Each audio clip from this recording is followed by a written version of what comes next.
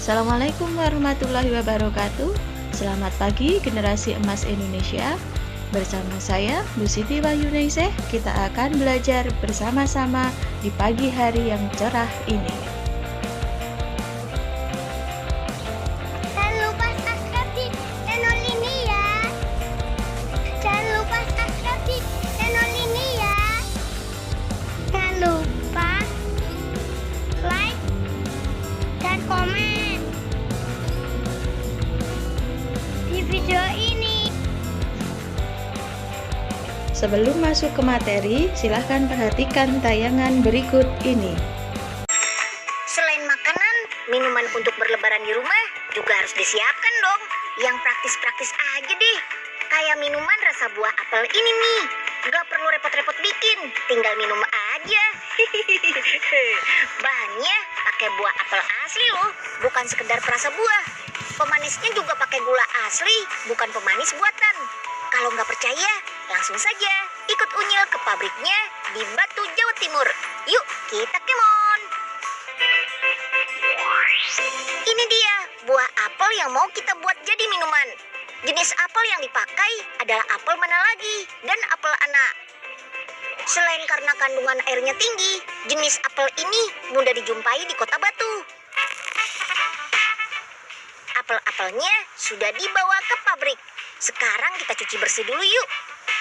Setelah bersih, kita pindahkan apel ke mesin penggiling melalui konveyor ini.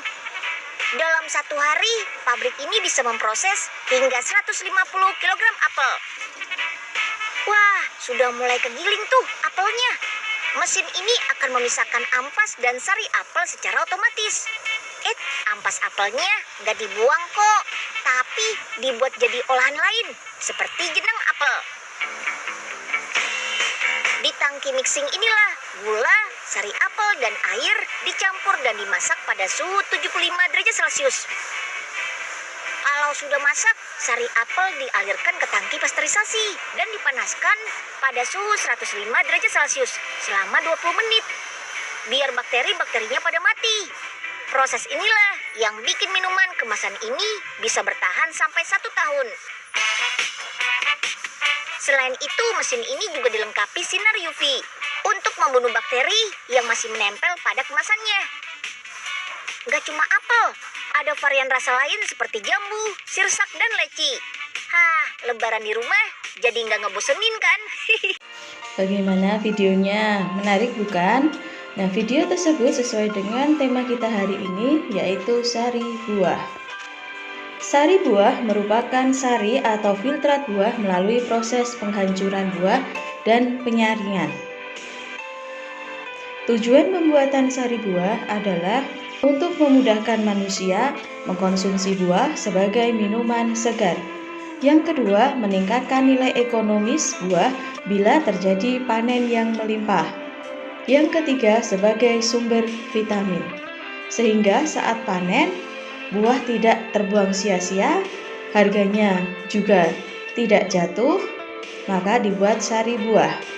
Sari buah ada yang ditambahkan gula dan ada yang tanpa penambahan gula. Biasanya yang tanpa penambahan gula adalah sari lemon. Sari buah dapat dibuat dari esens ataupun sari buah asli. Buah-buahan yang sering digunakan untuk diolah menjadi sari buah antara lain apel, nanas, jeruk, dan lain-lain.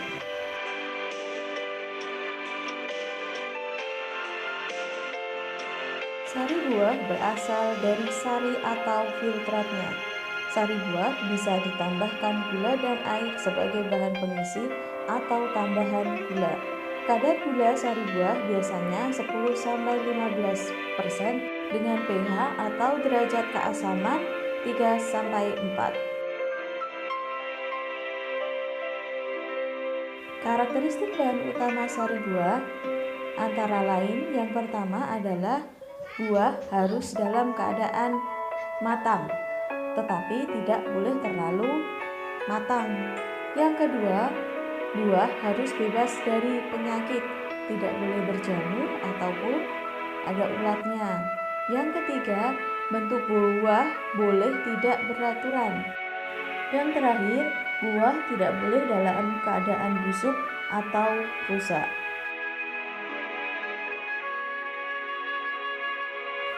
Bahan pendukung sari buah antara lain ada air, gula, dan pewarna.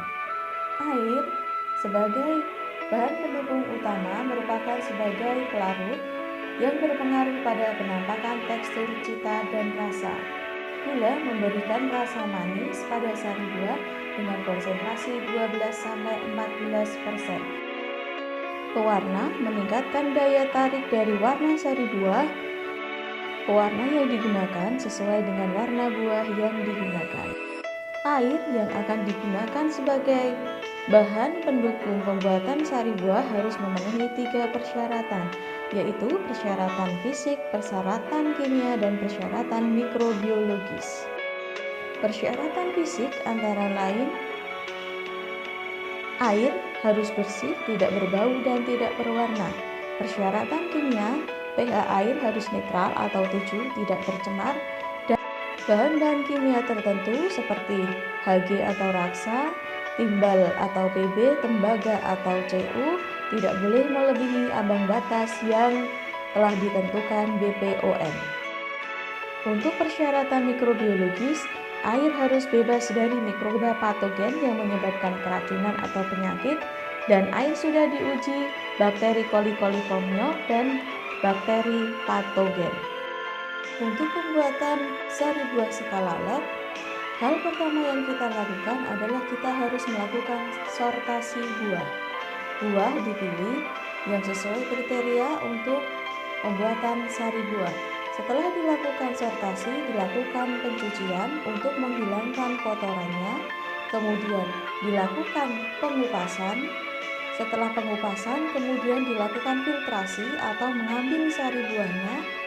Setelah sari buah diperoleh, dilakukan penggulaan atau penambahan gula bisa 10-14% sesuai dengan selera konsumen. Selanjutnya adalah pemanasan 65-80 derajat Celcius selama 5-10 menit. Ini adalah proses pasteurisasi yang berfungsi untuk menghilangkan atau mematikan bakteri patogen, tetapi tidak merusak kandungan gizi yang ada di dalam buah. Lebih detailnya, proses pembuatan sari buah disajikan dalam bagan berikut. Yang pertama, sebelum melaksanakan proses produksi, silakan cuci tangan menggunakan APD. Kemudian siapkan bahan, bersihkan buah, kupas, dan cuci kembali. Setelah itu, blender buah, didihkan sari buah selama 15 menit. Ulangi perebusan sari buah sebanyak 2 kali untuk mendapatkan sari buah yang jernih. Kemudian tambahkan air yang sudah dipanaskan dengan pengenceran sebanyak 5 kali. Campurkan keduanya, kemudian tambahkan asam sitrat 0,01% untuk garam 0,02% dan biarkan selama 5 menit, matikan api. Filtrat dipanaskan dengan api kecil pada suhu 90 derajat Celcius selama 5 menit. Ini untuk mematikan bakteri-bakteri sehingga sari buah lebih awet. Sebelum digunakan, kemasan dapat dilakukan sterilisasi terlebih dahulu dengan cara mengukus selama 3 menit. Pengemasan dilakukan saat sari buah dalam keadaan masih panas atau hot fillings. Tujuannya adalah untuk mengurangi jumlah bakteri yang hidup yang ada di dalam kemasan. Selain itu, supaya jumlah atau volume sari buah tidak berkurang setelah dilakukan penutupan secara rapat.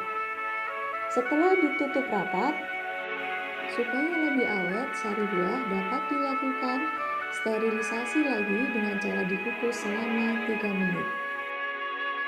Demikian video pembelajaran kita pada pagi hari ini. Semoga bermanfaat untuk kita semua dan salam sehat selalu.